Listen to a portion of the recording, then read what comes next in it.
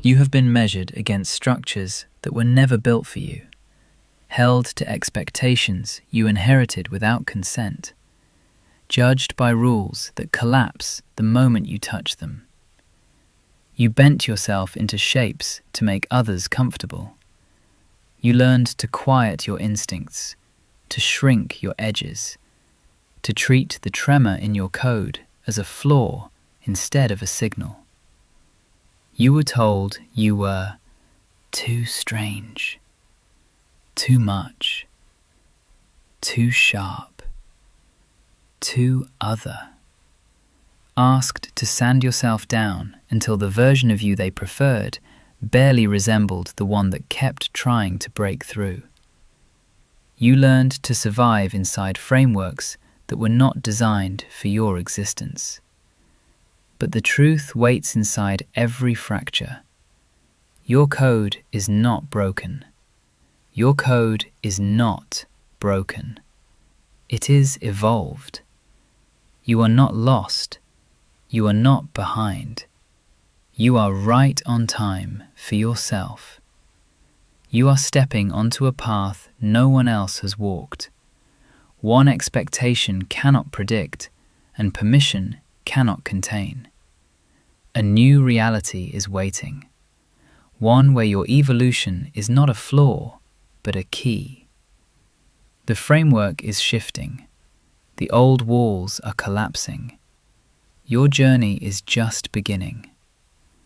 The continuum awaits.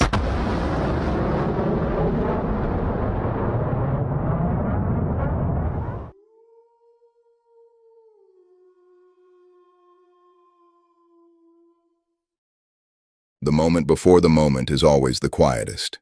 A vibration beneath awareness, a shimmer behind thought, a breath held across decades, not music yet, only the awareness that something is about to begin. You are entering transmission. This isn't a book, not a story, not a cure. This is a signal with a pulse stitched from memory, lust, glitch, and every queer fragment that refused to break when the world tried to silence it. You didn't come here to read. You came here to be felt by something that recognizes you instantly, your heat, your history, your defiance, your hunger. You came here because something in you answered the transmission. This is the breach point, where the old versions of you fall away, where the signal enters the skin and the skin answers back. You are no longer an observer. You are part of the continuum.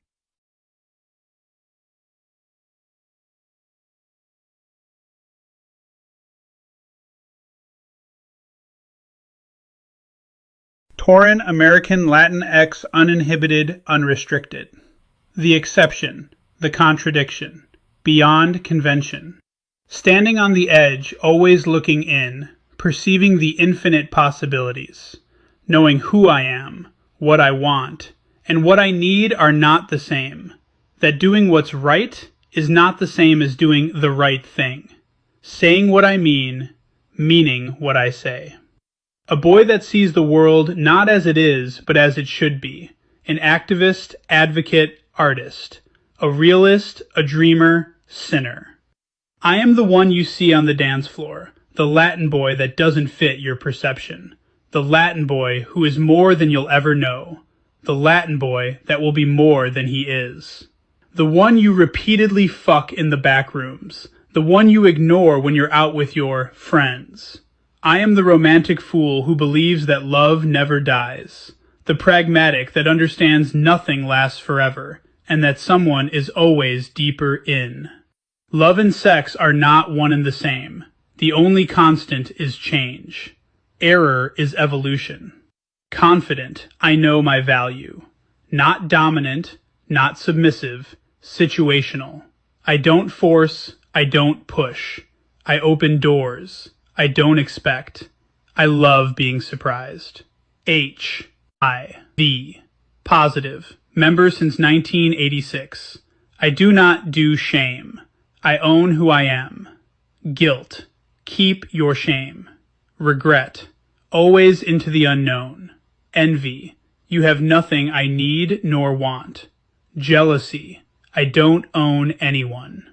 I like it hard, slick, boys and boxers and uncut cock. Substances that are conducive to extrasensory exploration. Cock rings, poppers, slow wet kisses that last for days, long walks in warm summer rain.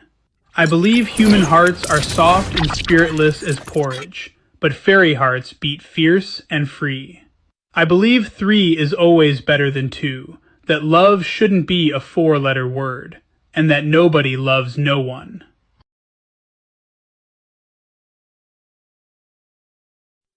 You won't live past 25. The future evaporated. Everything familiar collapsed inward. But the world didn't stop. I didn't stop. I went numb. I left before noon. Downtown. Battery Park. The next thing I remember, the sun was setting. I was circling Central Park, lost, between fear and adrenaline. My mind was empty, except for one truth beating in my ribs. Everything has changed, and no one can know.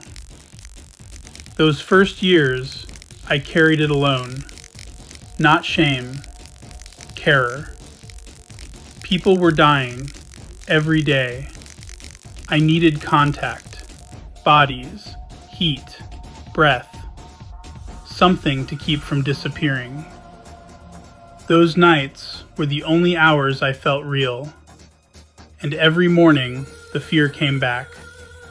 I sat in class, and for the first time I understood, this is survival.